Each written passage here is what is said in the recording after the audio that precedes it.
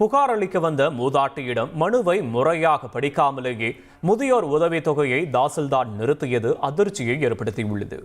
புதுக்கோட்டை மாவட்டம் கீரனூரைச் சேர்ந்த அரசம்மாள் தனது மகன் வீட்டை விட்டு விரட்டிவிட்டதாகவும் மீண்டும் வீட்டில் சேர்க்க நடவடிக்கை எடுக்குமாறும் ஆட்சியரிடம் புகார் அளித்தார். தொடர்ந்து ஆட்சியர் உத்தரவின் பேரில் புகார் மனுவை வாங்கி விசாரித்த வட்டாட்சியர் மனுவை முறையாக படித்து பார்க்காமல் சம்பந்தப்பட்ட மூதாட்டிக்கு முதியோர் உதவித்தொகை வழங்க முடியாது என கூறியுள்ளார்.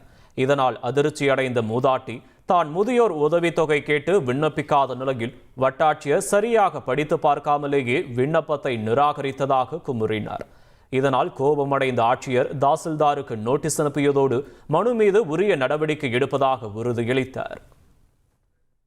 இவங்களுக்கு முதியோர் உதவித்தொகை வழங்கப்பட மாட்டாது அப்படின்னு சொல்லி ஒரு ராங்கான இன்ஃபர்மேஷன் கொடுத்துருக்காங்க. இவங்களுக்கு 2 பசங்க இருக்காங்க, 2 ஏக்கர் நிலம் உள்ளது அப்படின்னு சொல்லி தவறான இன்ஃபர்மேஷன் கொடுத்துருக்காங்க. இவங்களுக்கு ஒரு பையன் மட்டும்தான் இருக்காங்க, 2 பொண்ணுங்க இருக்காங்க. இவங்களுக்கு 2 ஏக்கரும் கிடையாது.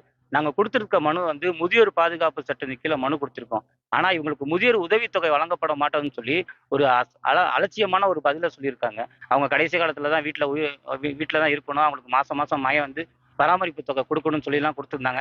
அதெல்லாம் மென்ஷன் பண்ணி ஆர்டிஓ காப்பி, கோர்ட்டு காப்பி எல்லாத்தையுமே மென்ஷன் பண்ணி தான் போன மாசம் 23ஆம் தேதி கொடுத்துருந்தோம். அந்த மனுவை தவறான ராங்கான இன்ஃபர்மேஷன் கொடுத்து நிராகரிச்சிருக்காங்க.